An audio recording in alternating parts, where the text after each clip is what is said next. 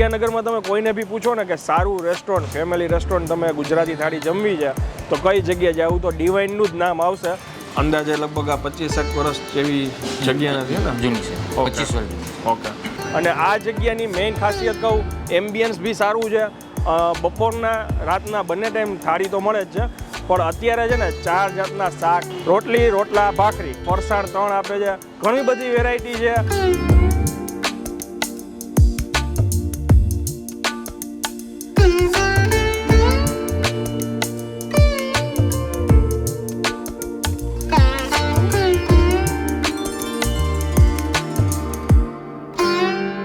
તો ફરી એકવાર તમારા માટે એક નવો વિડીયો લઈને આવી ગયો છું. હું છું અત્યારે આણંદ સિટીમાં. એક્ઝેક્ટ લોકેશન તમને કહું ને તો આણંદ વિદ્યાનગર મેઇન રોડ કહેવાય, અને near to Panchal Hall Divine રેસ્ટોરન્ટમાં આવ્યો છું. વિદ્યાનગરમાં તમે કોઈને બી પૂછો ને કે સારું રેસ્ટોરન્ટ, ફેમિલી રેસ્ટોરન્ટ તમે ગુજરાતી થાળી જમવી છે તો કઈ જગ્યાએ જાવું, તો ડિવાઇનનું જ નામ આવશે. અને આ જગ્યાની મેઇન ખાસિયત કહું, એમ્બિયન્સ બી સારું છે. બપોરના રાતના બંને ટાઈમ થાળી તો મળે જ છે, પણ અત્યારે છે ને 4 જાતના શાક, જેમાં ઓપ્શન હોય છે, કઠોળ હોય છે, પંજાબી હોય છે, લીલોતરી હોય છે, રોટલી, રોટલા, ભાખરી, આ 3 વસ્તુ. સ્વીટમાં 2 આપે છે, ફરસાણ 3 આપે છે. ઘણી બધી વેરાયટી છે. અને અંદર આપણે એમના સ્ટાફ જોડે વાત કરીએ, પછી કિચન વિઝિટ કરાવીને ટેસ્ટ કરીને આગળ જણાવીએ. ચાલો શરૂ કરીએ. ભાઈ અહીંયા આપણને અંદર છે ને મહિપાલભાઈ નામ છે, મહિપાલભાઈ ને? મહિપાલ. હા, મહિપાલભાઈ આપણને અંદર ગાઈડ કરવાના છે. અંદાજે લગભગ આ 25 વર્ષ જેવી જગ્યા નથી ને? જૂની છે, 25 વર્ષ. ઓકે. અને હજી તો 12 વાગવા એવા છે, અને આજે શૂટ કરીએ ત્યારે સન્ડેનો દિવસ છે. ધીરે ધીરે હવે ભીડ વધે એ પહેલાં અમે વહેલું શૂટિંગ ગોઠવું છે. સાહેબ આપણે હવે કિચન વિઝિટ કરાવો, શું કઈ રીતે તૈયાર થાય છે એ આપણે બતાવીએ પહેલાં. આવો, બરાબર. અહીંયા સાહેબ રોટલી તૈયાર થાય છે. ઓકે. પછી અહીંયા શેકાય. ઓકે. રોટલી છે, પેલું પાપડ, ઘી લગાવે, પાપડ ને બધું એના ઉપર શેકાય છે. બેનબરી છે સાહેબ. હા. પહેલાં અમારે છે રસોઈ તૈયાર કરીએ છીએ, અને ગરમ રાખવા માટે હીટરમાં રાખવા માટે અહીંયા અમે આજે જે ભરેલા પીંડા, આજે મસાલાવાળા ભરેલા પીંડા છે. ઓકે, બરોબર સાહેબ. આ પછી ખીચડી ને કઢી, સાદી ખીચડી છે, સાદી ખીચડી, અને આપણે ગુજરાતી કઢી અને દાળ. હા, દાળ એની સાથે ઓપ્શનમાં. અને આ પંજાબી શાક, પનીર ટીકા, અને આ બટાકા ટામેટાનું શાક છે. ઓકે. અને કઠોળમાં છે આજે કઠોળમાં વાલ છે. પછી આ જૈન છે, એટલે સ્વામિનારાયણ ભોજન અલગ જ બનતું હોય અમારે. ઓકે. એમનું જૈન વ્યવસ્થા અલગ રાખેલી. આ પનીરનું શાક છે, પનીર ટીકા.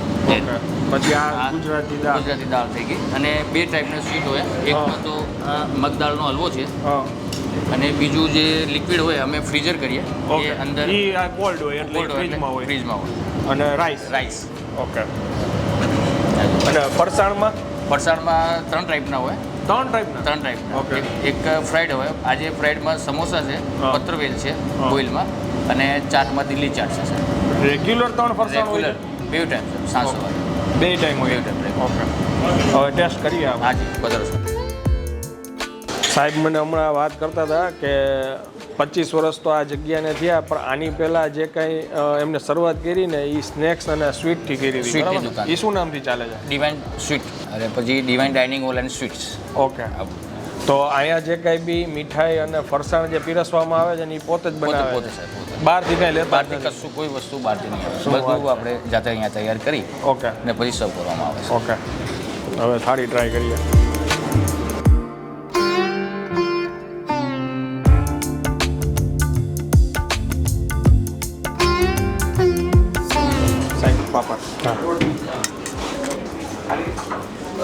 આ એક ચાટ છે.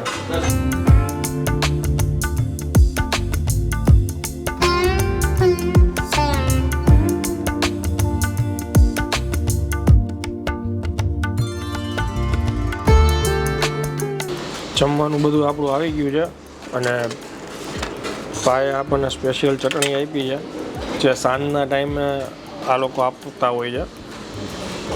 અત્યારે આપણને ટેસ્ટિંગ માટે આપી છે. ભાખરી સાથે ટ્રાય કરી લસણ ચટણી. કાઠિયાવાડી કોમ્બિનેશન એકદમ પરફેક્ટ થઈ જાય ને.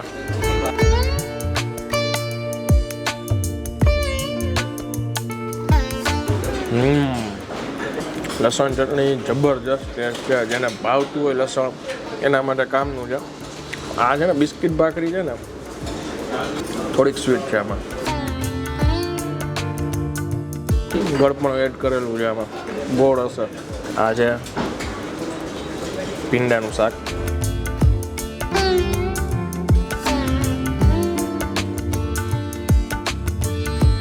ભીંડાનું શાક છે ને પ્રોપર બનેલું. ફ્લેવર વાઇઝ જોઈએ ને ભીંડો ઘર જેવું શાક છે અને ચીકણો નથી લાગતો, પરફેક્ટ કૂક કરેલો છે, મસ્ત છે. અને મેં એક વસ્તુ માર્ક કરી કે આ જગ્યાએ છે ને લોકો જમવા તો આવે છે, એની સાથે સાથે પાર્સલ અહીંયા ઘણા બધા લઈને જાય છે. બહુ ફેમસ છે અહીંયા. આ પનીરનું શાક છે એનું, પનીર એ સોફ્ટ દેખાય છે. પનીર ટીકા.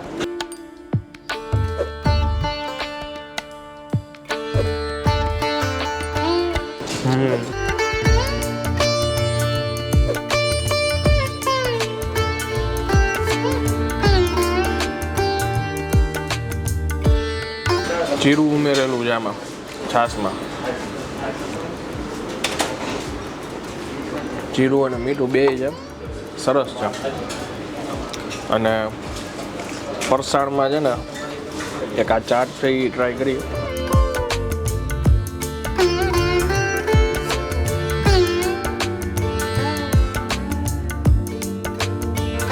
મમરા છે, દહીં છે, ચટણીઓ છે, ખટમીઠો ટેસ્ટ આવે છે ચાટનો. અને ભાઈ છે ને જો ફુલકા રોટી ગરમ ગરમ લઈને આવ્યા ને એ સર્વ કરે છે ને એમાં સાથે જ ઘી રાખ્યું છે. જેને ખાવું હોય એને લગાવી દે, ન ખાવું હોય ન લગાવે.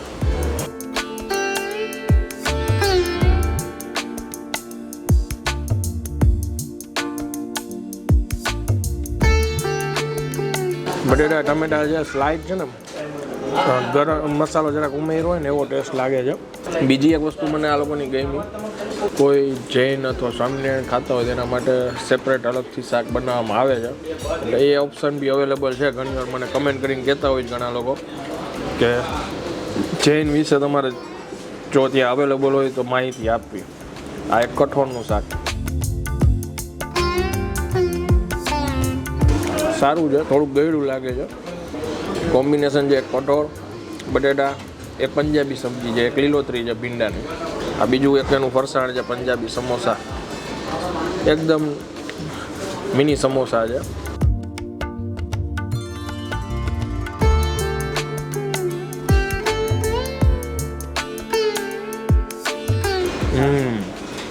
આ સમોસા ઓલા બારજડીના સમોસા ખાતા હતા ને એની યાદ દેવડાવે છે. આપણે બારજડીના સમોસાનો એક વિડીયો બનાવ્યો હતો અમદાવાદમાં, એના જેવો ટેસ્ટ છે. ફેમિલી સાથે આવવા માટે પરફેક્ટ જગ્યા છે. સારી જગ્યાએ બેસીને જમવું હોય સારું ફૂડ, બેસ્ટ ઓપ્શન છે ભાઈ. આ પૂરીના બટેટાનું શાક એકવાર ટ્રાય કરી.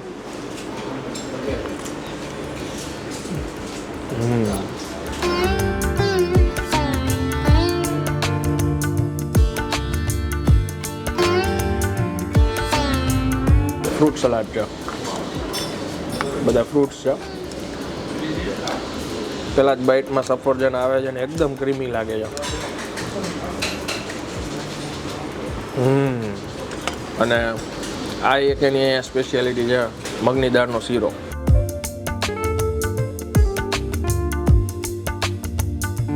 એકદમ માપે સુગર છે અને ડ્રાયફ્રૂટ છે હો ભાઈ, જો કાચું દેખાય છે. માપે સુગર છે, પરફેક્ટ છે, સરસ છે. એક આ ફરસાણમાં અળવીના પાનના પાત્રાય છે અને આ દાળ છે.